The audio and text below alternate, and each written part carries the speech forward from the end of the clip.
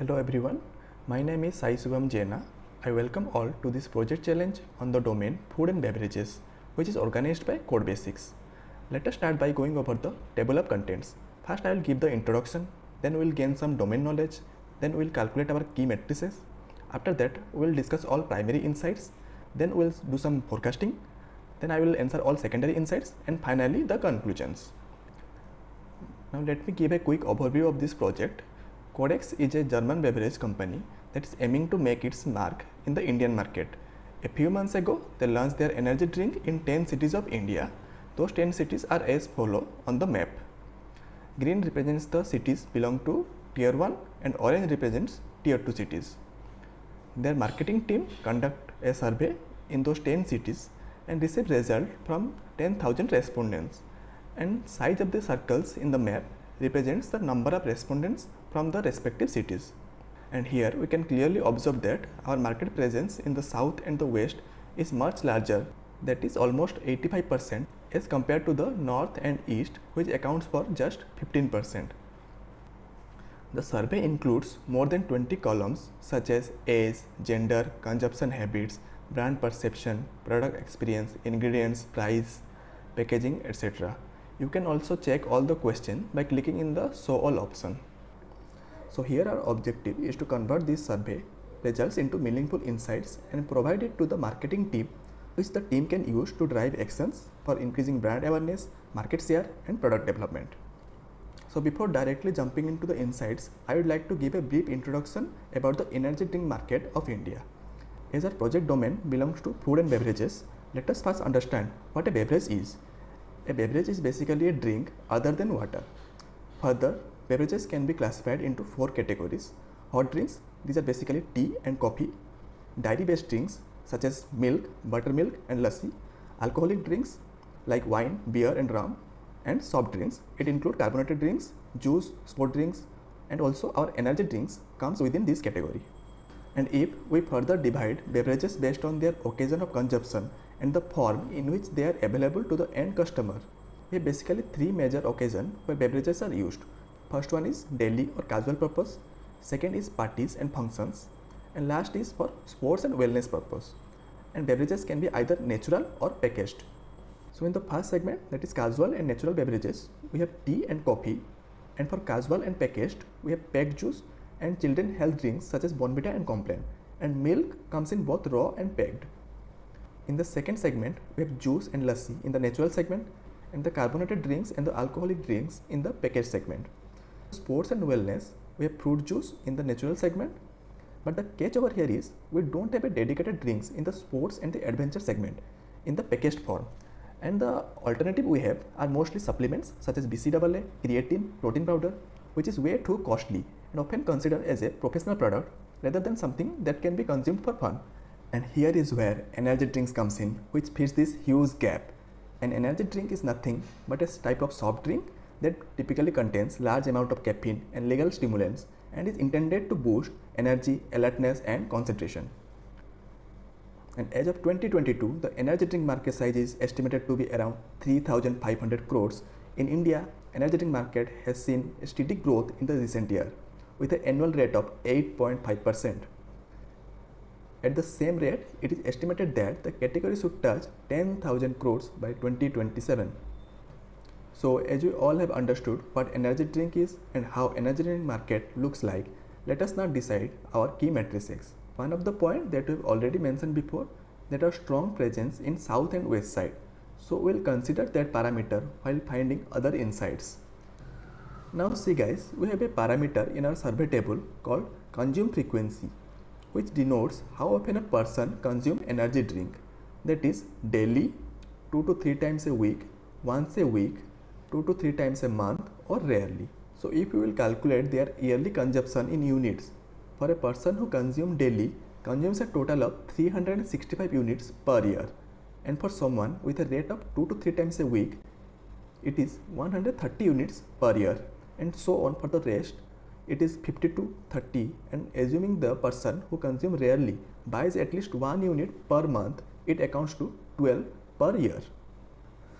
And on the left we have the number of respondents for each category and the total percent that represents. But the point over here is, if this 1346 respondent consume one energy drink each day, then how much it would be in a year? It is 365 into 1346, that is more than 4,91,000. And for a person who consumes 2 to 3 times a week, it is more than 4.5 lakhs units a year, and so on, around 83,000, 48,000 and 23,000 respectively. So this 13.5% people consume 44.6% of the total sale. So here the question is, so what if this 13% consume 44% of the total market? Isn't the product sold incur same profit irrespective of whoever buys it? And the answer is no. And here I would like to introduce a statistical concept called inventory management. See guys, the retailer who sells any product does not only pay purchase price of the product, but also have to bear the cost of ordering, storing and holding that product in his store. And it is what we refer to as an inventory cost. To help you understand this better, I have created an Excel spreadsheet in which we will compute the storage cost of an energy drink. Now let's take an example of a store which is 100 square feet large, and in a city like Bangalore or Mumbai, it would easily cost up to 10,000 rupees per month to rent this shop. And assuming an additional expense of 2,000 rupees in maintenance, the total amount is 12,000 rupees per month, which is rupees 120 per square feet. As we all know, energy drink is kept in refrigerators, and a small industrial refrigerator takes up to 4 square feet. And with a per square feet cost of 120 rupees, the total for 4 square feet would be 480 rupees. And on an average, a fridge consumes 120 kilowatt of electricity, so at a 6 rupees per kilowatt hour, total electricity cost is rupees 720 rupees. We can observe that there are 5 shelves in a refrigerator, hence the cost per shelf is rupees 240 each month. And the whole size of a shelf is around 400 square inches, whereas the area covered by an energy drink can is 5 square inch, so a shelf can hold 80 cans at a time. Now let's look at the frequency consumption table on the right side. Consider a scenario in which there are 100 customers in a given location who buys energy drink. According to our survey, 13 of these customers take energy drinks on a daily basis. And if each of these 13 clients purchase one energy drink every day, it would take 6 days to finish a single shelf full of energy drinks. And the storage cost per shelf every month was 240 rupees. Therefore, the storage cost for 6 days would be 49 rupees. Now let's say the shopkeeper makes a profit of 10 rupees after selling 1 unit. Thus the profit for 80 units must be 80 into 10, which equals to 800 rupees. But the shopkeeper also pays for the product storage. So the actual profit is 800 rupees minus 49 rupees, which equals to 751 rupees. And the profit per unit is rupees 9.38. And if we compute the same for customers that drink 2 to 3 times each week, the number of days 80 units can endure would also be 6 days, as the number of customers is greater. As a result, the profit would be the same. But if we go further, we will find a twist. The profit drops to rupees 6.49 each unit, because the consumption frequency and the number of customers are both low, and the shopkeeper must spend more on the storage. And we'll observe that when the frequency of the consumption reduces, the profit is also reduced. And this is why the inventory turnover is the most important aspect through which a shopkeeper would decide whether he should keep our product in his store or not. And to make this whole calculation more dynamic, I created a what if analysis in Power BI utilizing the numeric parameter option, where you may configure all the parameters from amount to shop area and customer counts dynamically and compute the profit and inventory turnovers. On the right side, we have our profit calculation, and I have used a unique way to forecast our profit, which you will see in the later of this video. So now we know that an inventory turnover is a very important metric for profit. And for any FMCG product to be hit in the market, the retailers plays a very important role. And in a market where everyone is looking for their profit, I believe that by knowing this microeconomics of a retailer's storage cost, we can think in terms of our retailers and thus getting an edge over our competitors. And next, our third matrix will be customer taste experience. as it is the only quantitative measure present in the survey. So if this is very clear to you all, now let's move into our primary insights. First is our demographic insights, and in the request number 1, we are asked who prefer energy drink more, male, female or binary. And we can see from the graph, male dominate this market, 60% of total are male. The reason is very simple here. Energy drinks are often used to increase physical stamina or activity associated with masculinity. And brands also features male athletes, which further attracts more male customers. In the second request, we were asked to find which age group prefers energy drink more. And here the answer is age group between 19 to 30, and 55% of total falls into this group. And the reason could be, as this age group consists mostly college students and young professionals who need long study or work hours, and energy drinks are a way for them to stay awake, maintain focus and increase productivity. Third request is which type of marketing reaches the most youth, that is 15 to 30. So it represents two age groups, 15 to 18 and 19 to 30. And we can see here online ad marketing reaches the most youth, which is not at all surprising as today's youth spends a significant amount of time on social media, making it easier for the energy drink brands to target them through social media ads. Next we have consumer preference, and the request is what are the preferred ingredients of energy drinks among respondents. So caffeine and vitamins are the most preferred ingredients. Caffeine is known to increase alertness, reduce fatigue. Moreover, it is quickly absorbed in the bloodstream and works within 30 minutes after consumption. As it fulfills what an energy drink is supposed to do, there is no doubt why it should be in the main ingredient. Next request we have is what packaging preferences do respondents have for energy drinks? Respondents mostly prefer compact and portable cans. The reason could be as these cans fit anywhere and easily used while traveling. This proportion also remains same for our prime customers. But here I want to mention that we must not ignore innovative bottle designs and collectible packaging, as the tendency of Indian consumer is they don't throw this type of bottles after they use. Instead, they use it as a decorative items, and when a friend visit their home, they will notice this bottle printed with our brand. Even this number is less, still this would act as a pre-publicity. So a few limited edition packaging can be a good idea. Now let's go to the competition analysis. And here first request is who are the current market leaders. So Coca-Cola, Pepsi and Gangster are top 3 market leaders with a combined 65% of total market. And if we will check the price, we can notice that top selling products are at low price segments. Next, let's see what are the primary reasons for which consumer prefer those brands over ours. We can see that for every brand, brand reputation is the primary reason and taste is second. But if we will see the reason for our brand CodeX, availability is the second important factor. And if we will check another graph which represents what prevents customers from trying CodeX, here is also availability is the most important factor. Further, if we will go to the bottom of the graph, we can notice that effectiveness does not matter much if the price is low. Now our next insight is marketing channels and brand awareness. And first request is to find which marketing channel can be used to reach more customers. And we have already discussed this earlier. Online ad marketing can be used to reach more customers. Now let's check how effective are different marketing strategies and channels in reaching our customers. And here also online ad marketing is most effective.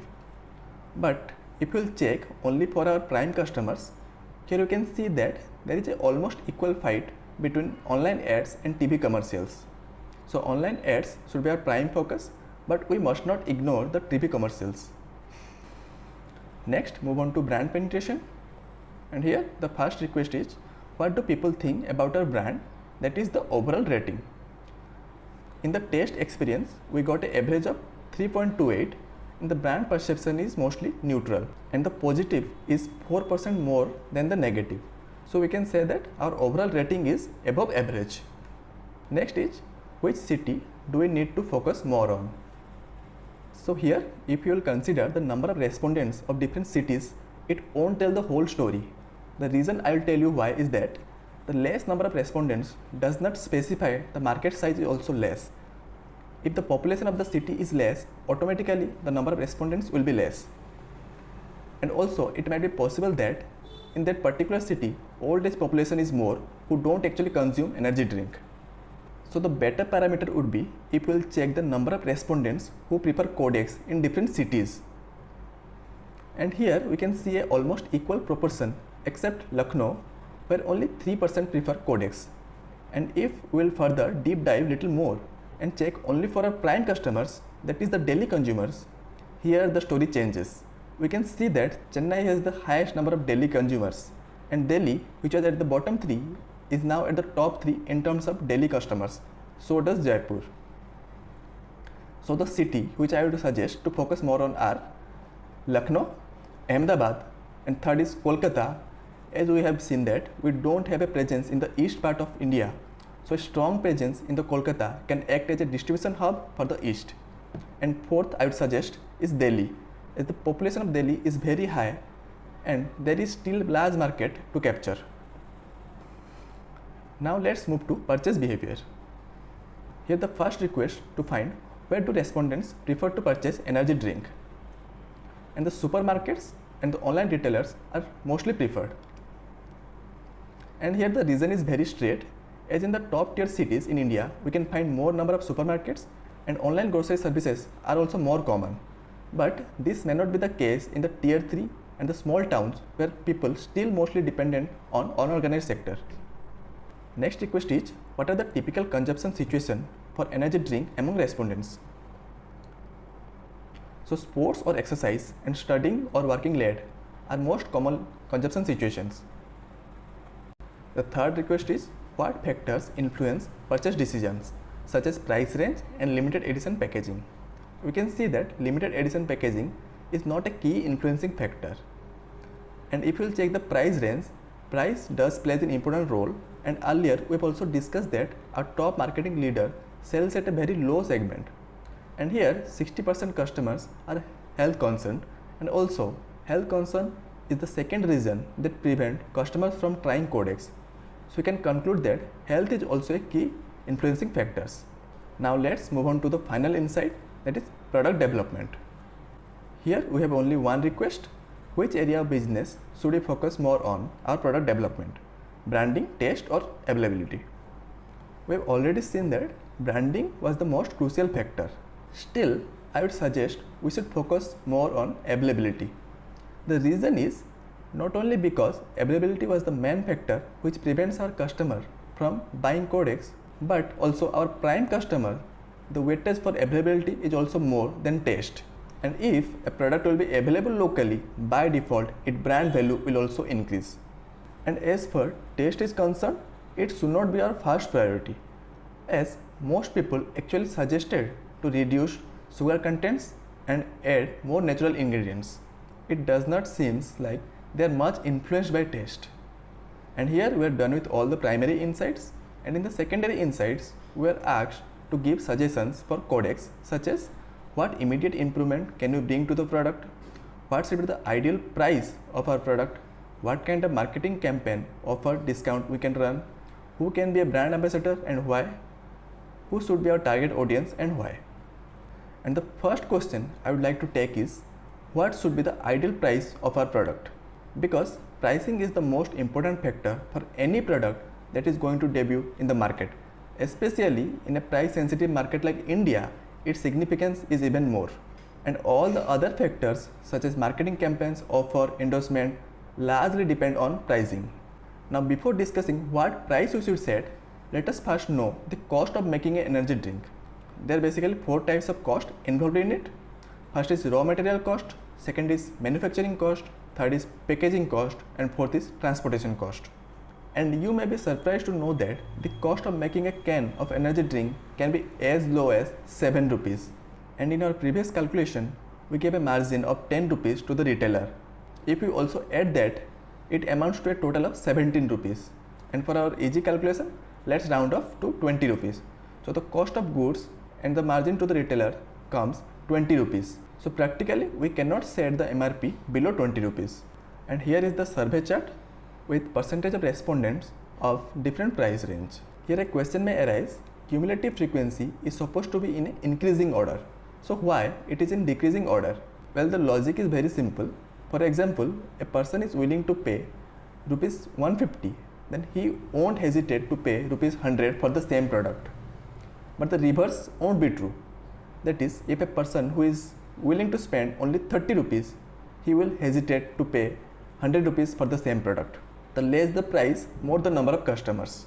But the catch over here is, if two persons says that ideal price is 90 rupees and 60 rupees respectively, they both fall into the same category, that is between 50 to 100. But there is a 30 rupees gap between the two. So in this graph, we don't know if a person says between 100 to 150, how much is he actually willing to pay.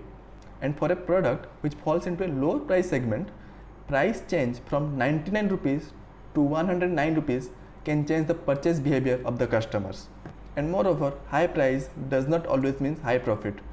So our objective should be to find the most optimal price. So to tackle this problem, I have used a simulation technique using Python, which is quite similar to the Monte Carlo simulation. Here, by using NumPy library, I have generated 10,000 data points representing different price points in the same respondent proportion as our survey data. And I have used Gaussian distribution here, assuming that a greater number of respondents are lying in the midpoint of the price range. For example, if 10 people choose a price range between rupees 10 to 20, there is a greater chance that 50% are referring to the mid value, that is rupees 15. So if this is very clear to you, let us now move on to our Excel dashboard for further calculations. Here is the dashboard, and the second graph on the right represents the data which we have generated using Python. And in the domain knowledge part, we have discussed that energy drink market is rupees 3,500 crores, which is 50 crores unit of energy drink were sold every year.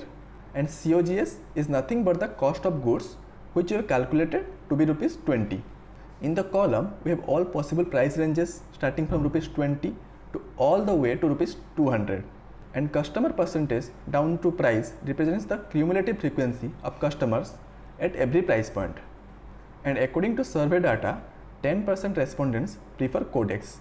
So I can assume that the market share of CodeX to be 10%. That means we sell 5 crores unit out of the total 50 crores. And if we sell at the price of 20 rupees, then total revenue would be 5 crores multiplied by rupees 20 multiplied by total number of customers that are willing to pay rupees 20 for energy drink. And here our cumulative frequency at rupees 20 is 99.9%. So multiplying these three variables, we get our revenue to be 100 crores. But we do not have any profit as our cost price is also same. In the same way, we can calculate the revenue and profit for each price point. And here you can see that we are generating maximum profit at MRP 75 and 115. So you must be thinking the conclusion is very simple. That is, if we set our price at rupees 75, we can target maximum number of customers and profit at the same time. And in our survey also, this price range got the highest number of votes.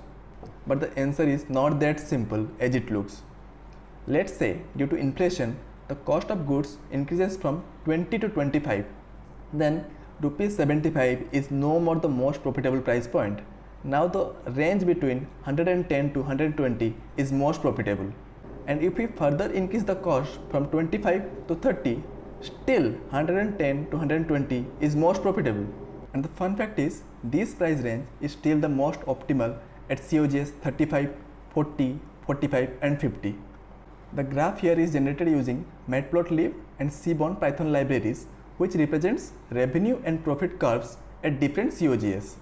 So if we would have started with MRP 75, then after 1 year, when the price of goods would have increased due to inflation, we just couldn't increase the price directly from 75 to 115. And here is why it is very important to find the exact optimal price points. And here you may question that how we could be so sure that 110 to 120 is the most profitable price point. After all, you have just assumed the data to be in Gaussian distribution. What if in real there is an equal probability for every price? So well, let's generate another simulation where the every price within the price range is equally likely to occur. And here is how the histogram looks. And if you calculate the profit at every COGS, the profit curves look something like this. And the table on the right represents the comparison between optimal points at every COGS. And by combining all the points and considering our competitor's price, I came to the conclusion that MRP at Rs 115 discounted to Rs 99 on bulk orders would be the most optimal price. And also, we are 10 rupees cheaper than Blue Bull and Gangster. And most importantly, this price won't affect our profit even if the inflation rises. Where all our competitors will be increasing their price, we can still offer at the same cost. Now let's move on to our next recommendation. What immediate improvements can we bring to the products? So if we will notice that the space above the energy drinks is remaining vacant. So to utilize this more, we can make the can more slimmer so that the space can be occupied properly and more number of cans can now be stored in the shelf, which will further reduce the storage cost. And as our customers demand for less sugar and more natural ingredients, we can make the improvement for the same. Now my next recommendation is on who should be our target audience and why. As we already discussed, most people use energy drink for sports or exercise, and studying or working late comes at the second. So these are the two major segments, that is sports or exercise and study or work. But what we fail to notice that every other brand is fighting for that 44% customers while the other 32% is unutilized. So here is a great opportunity for us to target those big set of customers. And another advantage we'll get is that the student and the working population consist both male and female. Unlike in sports and exercise, there are more male customers. So by targeting the students and the working professional, we can get the advantage from both the genders. And thirdly, we must not ignore the population between age 15 to 18, as after few years, when these people will grow up and start earning, they can be our great potential clients. So our target audience is youth between the age 15 to 30 who are students and working professionals. And our next insight will be on who can be a brand ambassador and why. So there are basically 3 points we should consider before selecting a brand ambassador. Point number 1 is relevance. The brand ambassador personality should resonate with the brand's identity. Second is reach and influence, should be reachable to our target audience and have a strong presence in the targeted marketing channels. And third and most important is exclusivity. The brand ambassador must not be associated with other brands in the same industry. And after considering all these points, self-development and educational content creators are best suited for our target audience. And the reason is they have a strong social media presence and most importantly not associated with any other brands in our industry. Also, endorsing a social media creator is less expensive than a professional athlete or an actor. And cherry on the cake, YouTubers like Ranbir Alabadia and FitTuber are also associated with fitness. Now let's move on to the final insight, that is what kind of marketing campaigns, offers, discount we can run. My recommended marketing campaigns would be online ads and podcast title sponsors.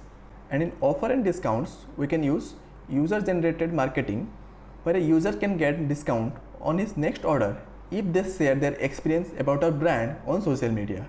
Here we are done with all the recommendations, and now let's move on to the final part of the presentation, that is the conclusions. Number 1, thinking on behalf of retailers should be our first priority, and we should be aware of the inventory cost associated with our products. Second, our market capitalization in north and east are very low.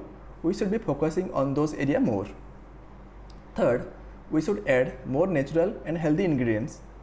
Health is one of the major reasons that is preventing our customers from trying energy drinks, and at any cost, health should not be compromised. Fourth, while other brands are fighting hard to capture the young male and sports segment, it is a big opportunity for us to capture both male and female by focusing on the students and the working professionals. And finally, we should not spend a huge amount of money into celebrity endorsement or sponsoring large sports events. Rather, our focus must be on improving the quality and the customer experience. And that is all from my side in this presentation.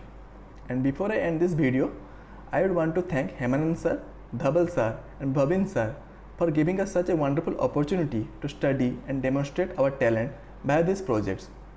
Naveen sir and Harish sir also deserve my gratitude for their help with this project and for reviewing it. Also worthy of a note are Sajin Ashraf and Hardik Seju, winner of prior project competition, from whom I have taken the inspiration for making this project. Last but not the least, my special thanks to Think School YouTube channel, from whom I have learned this type of presentation and the art of storytelling. And I would like to receive feedbacks from all the viewers on my strengths and the places where I need improvement. That's all. Thank you so much for having the patience.